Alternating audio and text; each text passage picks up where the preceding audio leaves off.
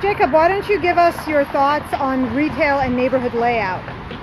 Yeah, well, I think we're moving away now from the old way of street planning and neighborhood design. The old way was people would say, all right, let's have all the residential over there and all the commercial over here and the retail over that way and the entertainment back there. And now, more recently, we're saying, a diversity of use and space and people is a really good thing.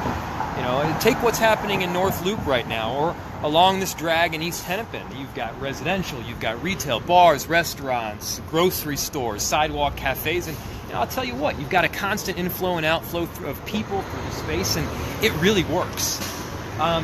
Something else that's changing dramatically, I know there's a lot of nostalgia that's attached to Dayton's and probably a little bit less so Macy's, but that era of multi-story, massive square footage department stores is dead. It's dead in pretty much every single city with the exception of a couple on the coast. But I'll tell you what's not dead. What's not dead is retail. Although we do have a whole lot of online sales and they're dramatically upticking right now, we still have the ability to have these storefront shops. But the mentality has changed. Rather than this massive square footage space, what works is smaller square footage. When you have a small square footage, it allows the small and local business owner to pay rent.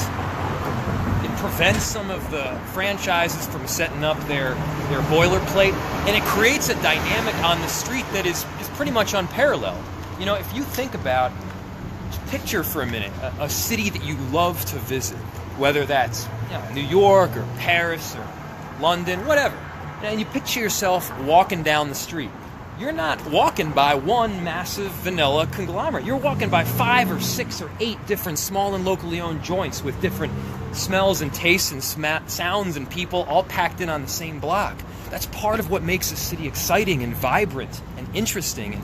And I don't think we should be afraid to be moving in that direction. This is the future, and I think we have to embrace it.